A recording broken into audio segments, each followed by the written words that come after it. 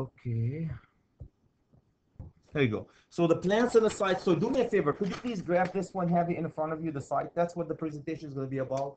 This site, baby. Have the site Z. What is it? Um, Z1. Have it in front of you, please. Okay, a couple of things about the site, guys, we're going to talk about. Read site plans, determine the location of the specific items. The most important thing when you get into the site, really, electrically speaking, the most important thing is the grounding electrode system that we need to put in the site. So we need to know how the topography of the building is.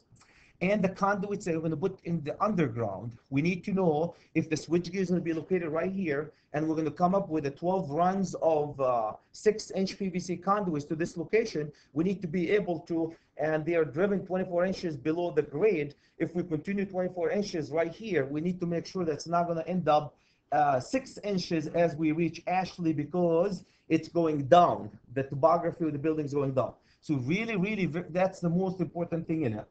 If you guys look at, so that's when we go talk about the site plan. If you look, the most important thing, at least, if you look at all these contour lines, can you guys see where it says 745, 746, all the way to 749?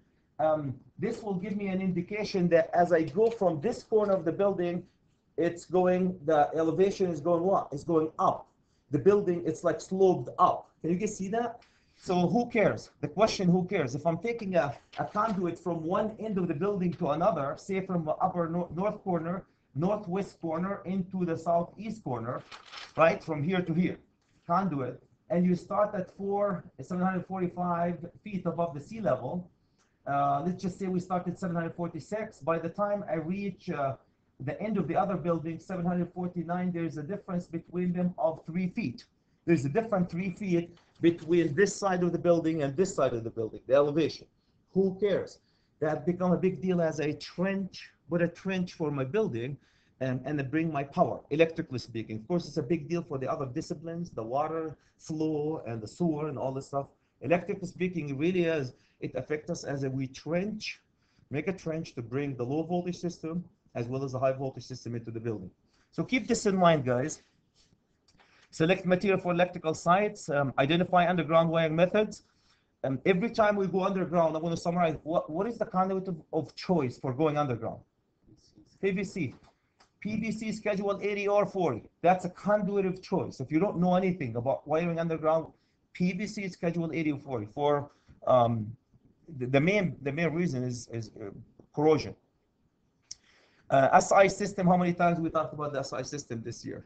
The international system of units, we keep doing that, and the metric calculation units. Okay,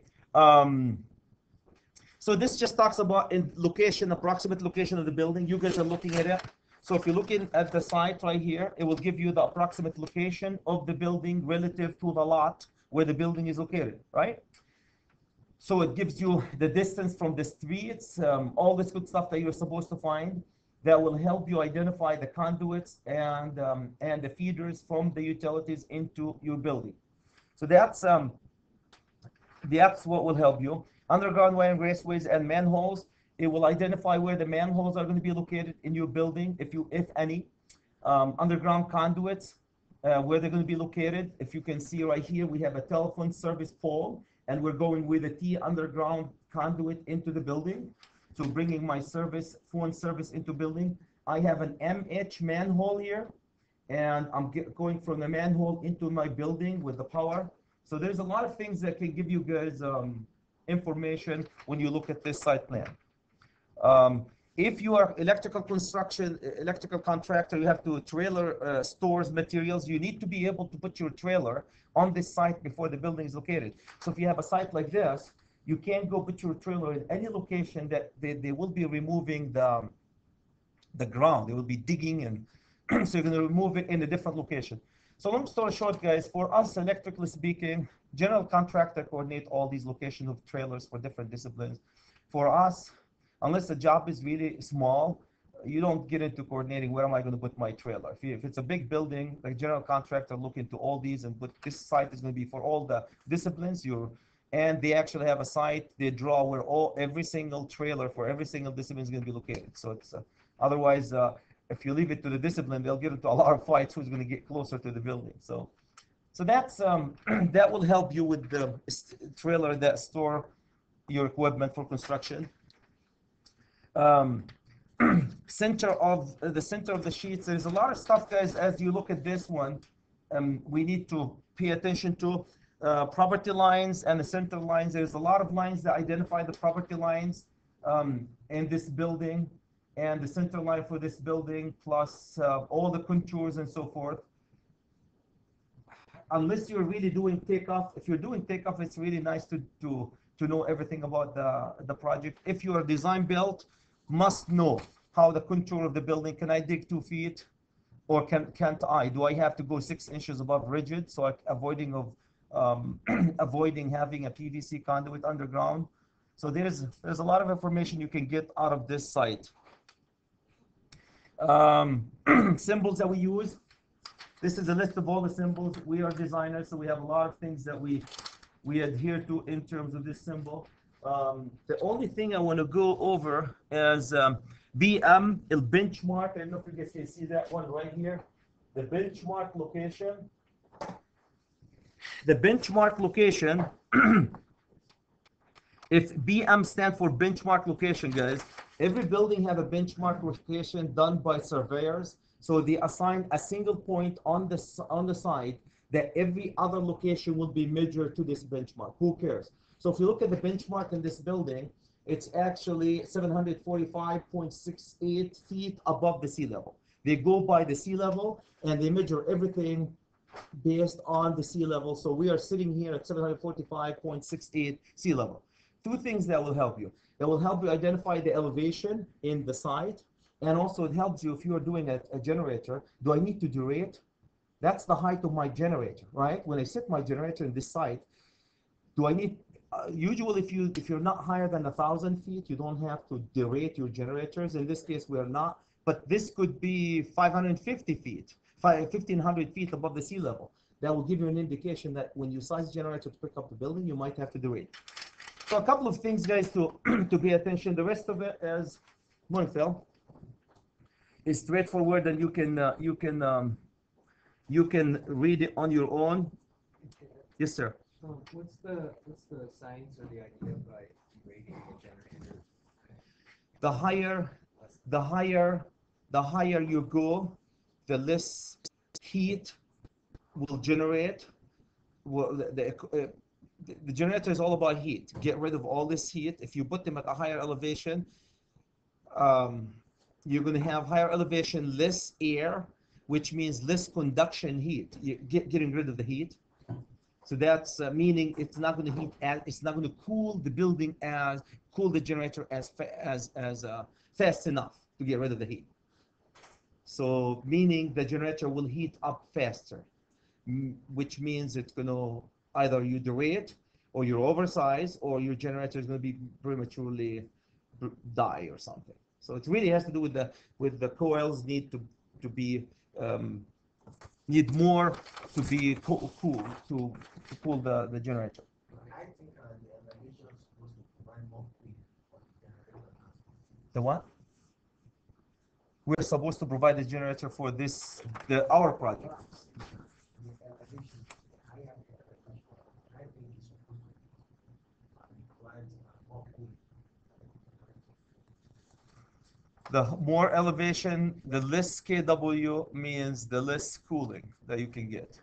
That's the only thing I can think of that would affect the generator. Well, if that's the fuel, the oxygen is nowhere near as rich at sea level as it is at temperature. That's why at 14,000 feet, you got to bring your own oxygen. Yeah, so no more oxygen. So the fuel you need, yeah, it could be the operation. That's a good point. Operation of the combustion need more oxygen, so this oxygen exists at a higher elevation. This will affect the performance of the engine. This will affect the performance of the engine. I guess you're right, because cooling, you can add more fans to the motor and cool it.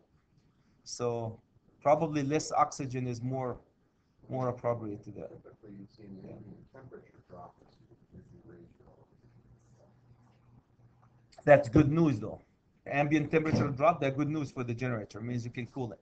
But less oxygen, yes, less oxygen, then it will affect the combustion and it will affect the performance of the generator.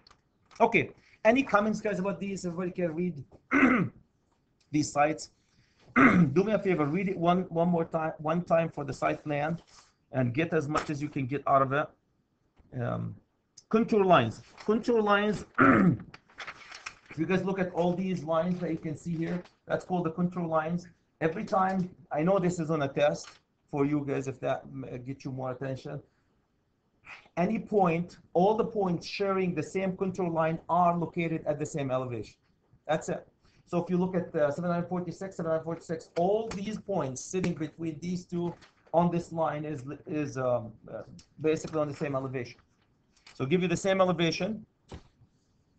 Existing or new grades, trenches must be provided. Who cares? We talked about this one, guys. We care about the contour lines because we trench. We start 2 feet over here. If we're going up, you're going to end up with 8 feet down there. If you, right? If you're going up, if you continue with it, you start 2 feet and you keep continue at the same level, you're going to end up with 8 feet here. Or you start with 2 feet here. If you're going down, you're going to end up with 6 inches at the other end. So you have to adjust your digging to the elevation of the building. So that's benchmark. We talked about the benchmark. One selected point in the site that reflects you to the sea level. Our benchmark, and this is right here. It's actually the trim, the manhole rim right here. They use it as your point. And they call it at 745.68. The surveyors will come, survey to the sea level, and that will be your benchmark that you measure everything according to that little point. Point of reference, benchmark, right? Any comments, guys, about the benchmark? We don't do the benchmarks. If you're laying conduit, you have to do anything with regarding the drop so that you don't, so water would drain if water was in it, during consideration. Yeah. Yeah, to slope in, but where are they going to drain, though? Most of the time. Well, they make this thing about making a dry well underneath the elbow on the pipe. Where it leaks and So I'm figuring if they're worried about water being in there, they'll have to go. in the conductors. Yeah, mostly in the manholes. If you look at the manholes that they have that drainage for the manholes. I don't know about the conduits, though. Unless it's indoor, unless it's coming, for example, to a building, then you have to drain it, have to have little seal that drains away from the electrical equipment. Underground, I don't know.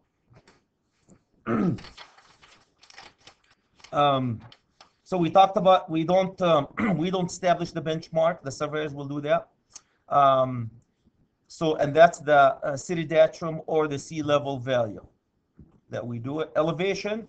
If you guys look at what Chris asked about these are the elevation.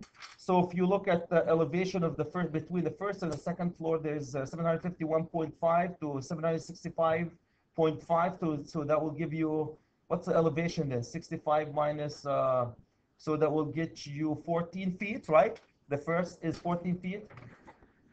Everybody's here? So if you want to find what's the elevation of the first floor, you're going to take the bottom at sitting at 751.5 feet, subtract 0.1 from 0.2, which is 765.5. So that will get you 14 feet, right? 14 feet. If you take 765.5 minus 751.5, 4 feet, 14 feet. So that will give you the elevation of the first floor. The second floor, take 778.5 minus 765.5. That will get you the elevation of the second floor. So these are very, very important points, guys, that get you the elevation of this building. Okay, so another point, interesting, they call it invert elevation. The bottom of the conduit. The bottom of the bottom conduit inside, we'll look at this one. The bottom of the bottom conduit inside a manhole is called, that bottom is called invert elevation. The lower one, we'll look at it in a second. Scale, we talked about different scales that they use. Requirements are met, installation almost okay, time. Talk about these. We'll talk about proper grounding, guys. This chapter talks a little bit more about grounding and so forth. One of the most important thing we do when we're doing the site, when the building is not there and we're they break the ground, is we talk about we send our electrician to put the grounding system. That's the point we will put the grounding electrode system. Why do we ground? We're not going to. You guys are very familiar with why do we ground. The most important thing, really, in grounding is to stabilize the system. From a transient is one of them. How about from lightning is the second one, and noise is also another transient that comes into your building. And the most important thing when we ground, when equipment ground conductor is for safety, right? We ground the system for safety.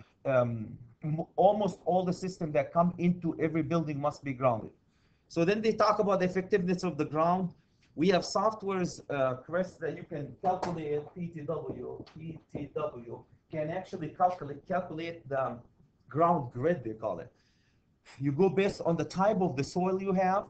It will tell you if your grounding system is effective or not. This way of calculation is more related to high voltage than low voltage. So if you're doing a substation, you must do a ground mat calculation, they call it. For low voltage, we're good enough to follow the NEC code book, but they do it, it depends, the whole grounding system depends on the resistivity of the earth. The less resistive the soil is, the more effective the equipment grounding system is, right? Faster, it trips the system faster. So that's why if you go to a sand, if you have a grounding electrode, like a ground rod, put it in the sand, it's less effective than you put it in a wet clay type, because the impedance, wet clay has less impedance, allows the current to go fast through the earth. It trips the overcurrent protection device faster. So this talks about it, guys, the soil type, sand versus clay, moisture. The more clay, the more moisture, wet, like in Minnesota. Our grounding electrode system is great. We're wet, very wet land. You go into a sandy land, you're done. Electrolyte content, the structure of what's in it, and the temperature.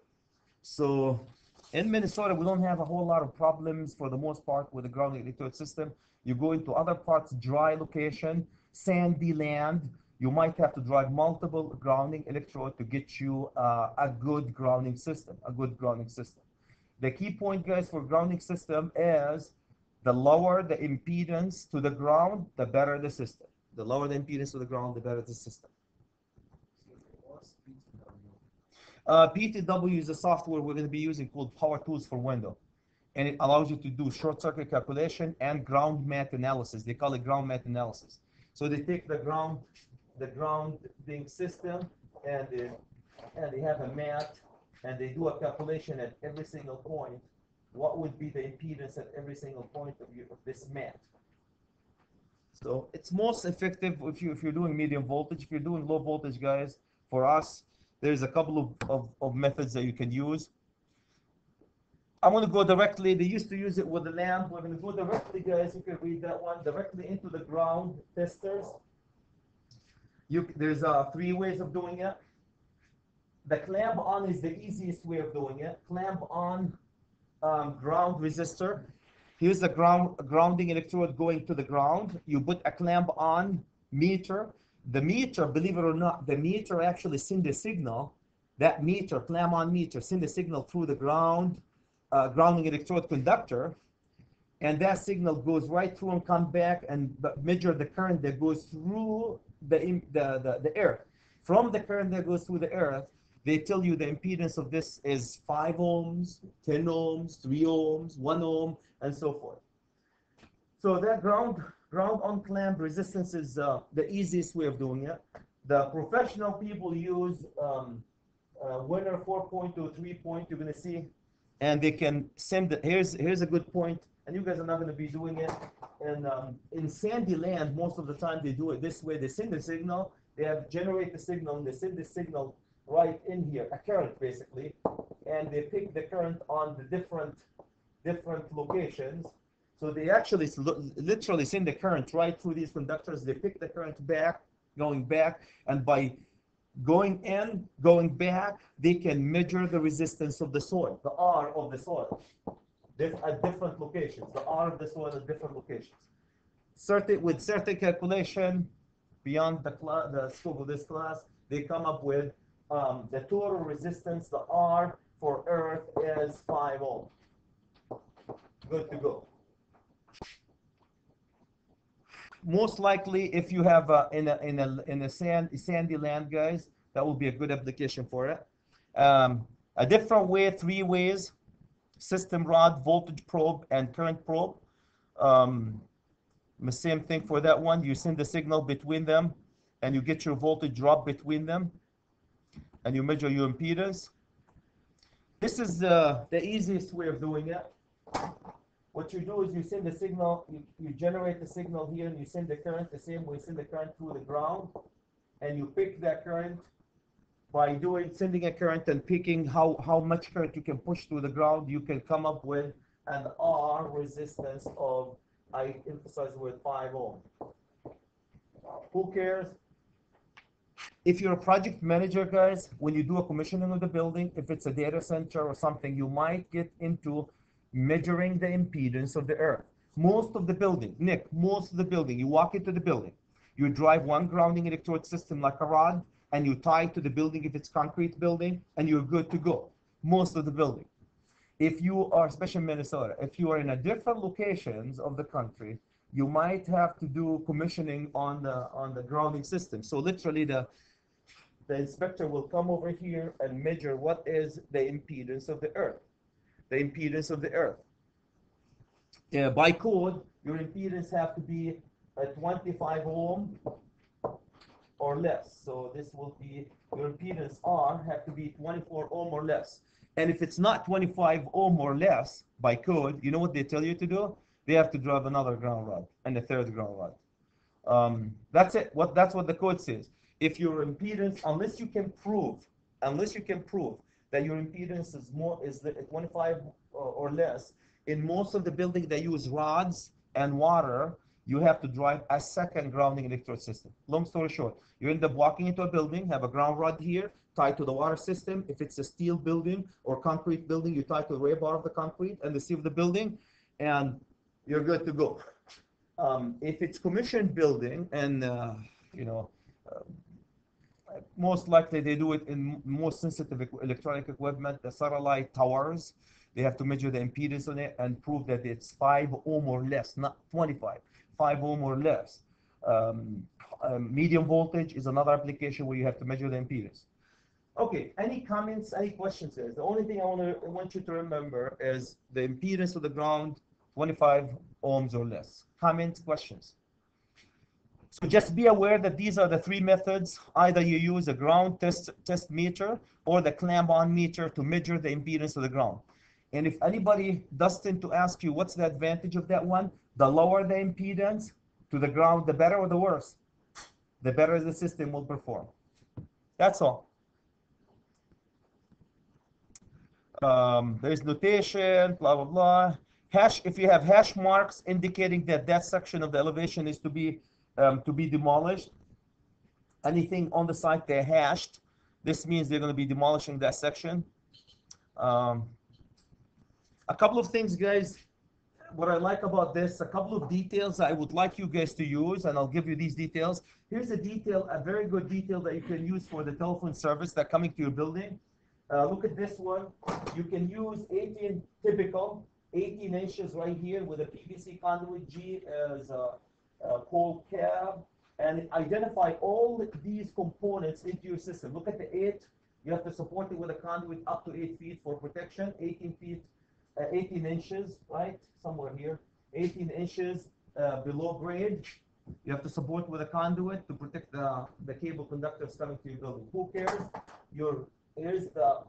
This is not power. This is telephone line coming into your building. Up to 8 feet, you need to support it. 18 inches below grade with a conduit. And the rest of it is just telling you dry well and so forth.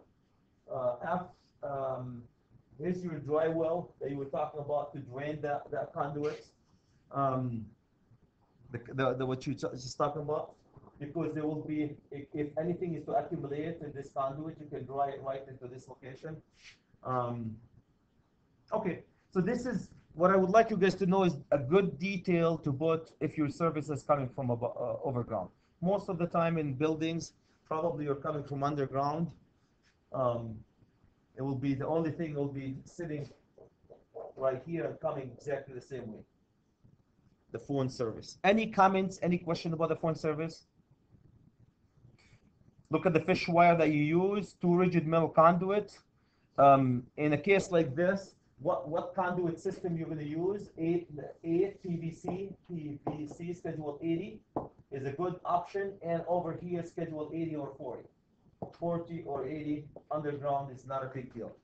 Rigid if you want to, because of physical protection, but that piece right in here have to be rated for physical protection. What are the 2 conduits rated for physical protection?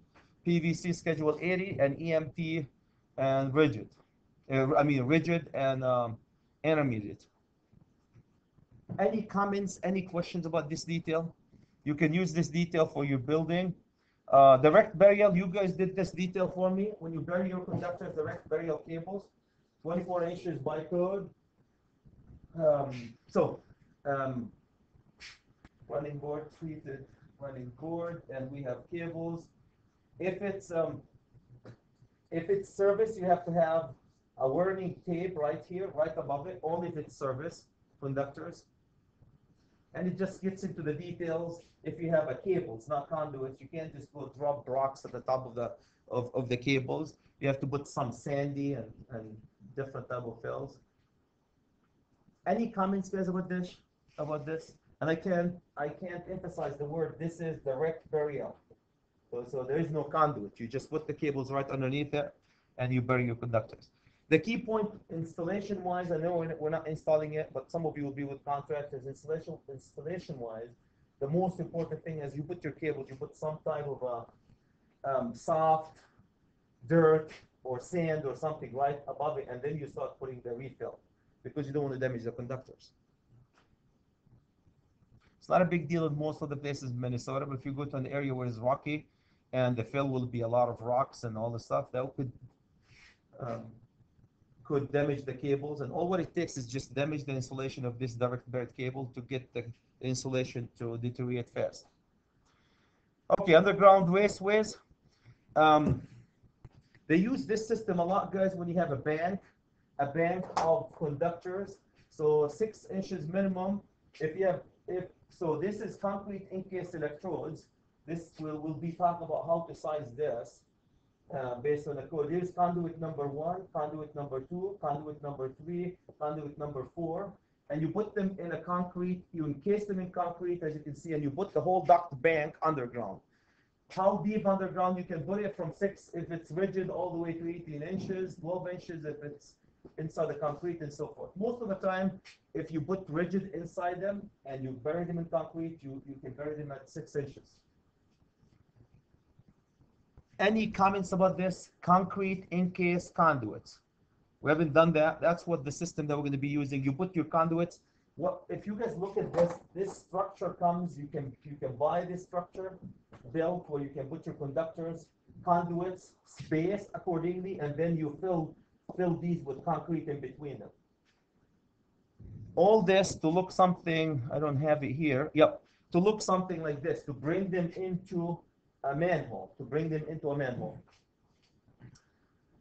When would we use a manhole? In the industrial plants, guys, manholes are very common because you have multiple buildings and you're taking power from point A to point B, which could be 500 feet away from point A, right?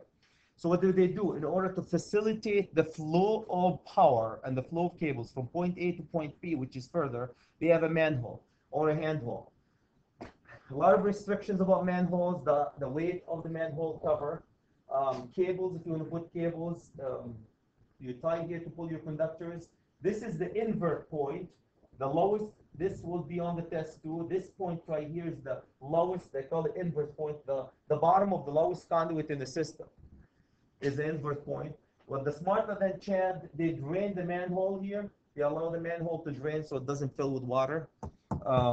So concrete, everything is concrete. build concrete. You put your conductors. Some of these manholes in downtown Minneapolis, guys, you can walk into them. Others are smaller handhold ones, you just for your hand. But a lot of these, a man or a woman can walk into these and work with them. Rack the conductors.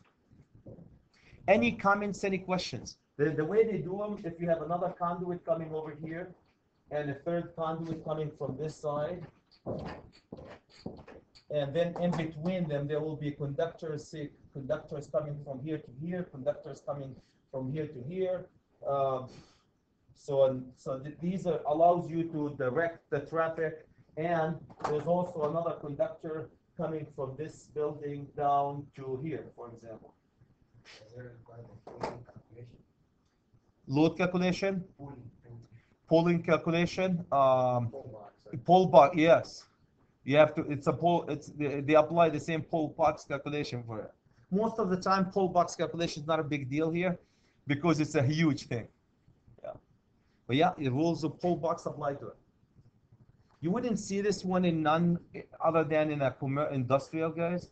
Industrial are very common.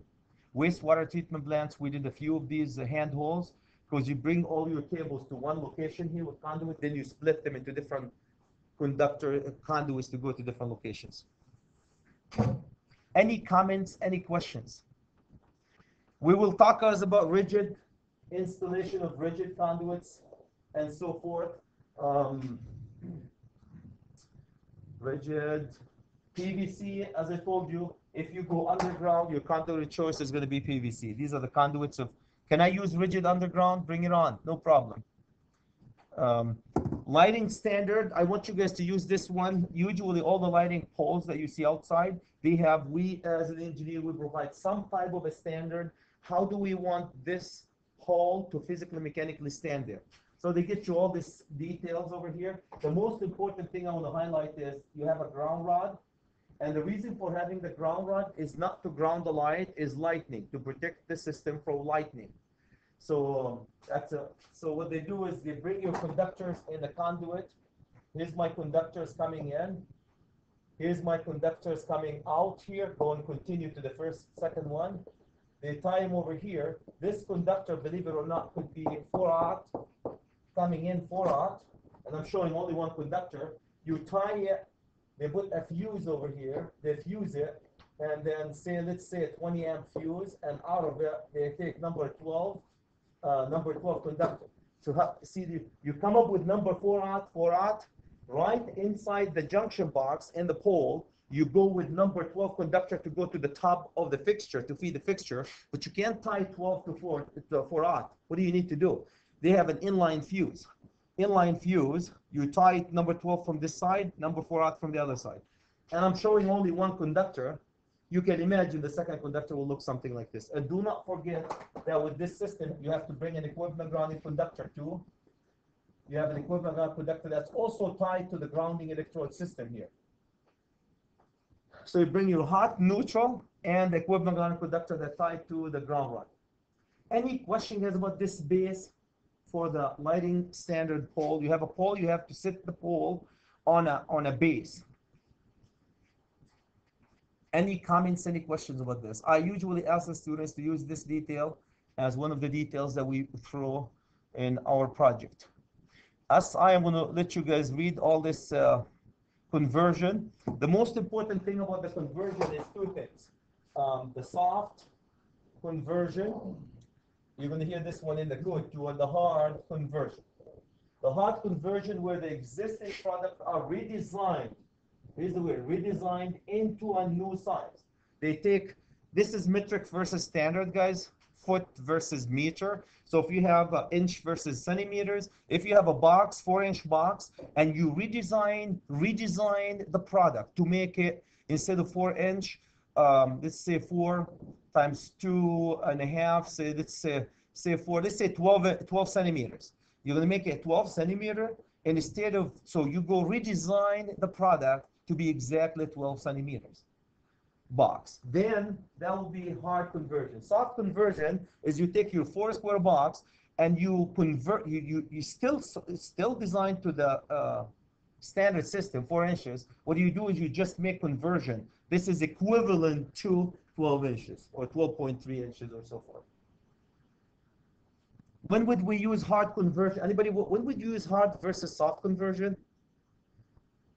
You use hard conversion, guys, when the equipment is exactly the same, when its safety is a big deal. You get into a gas, you get into explosion-proof equipment where everything have to fit. Anything that's very important, safety is very important. They want the equipment to be redesigned to that particular standard versus it's equivalent to soft conversion, equivalent to hard conversion, redesigned to fit this equipment.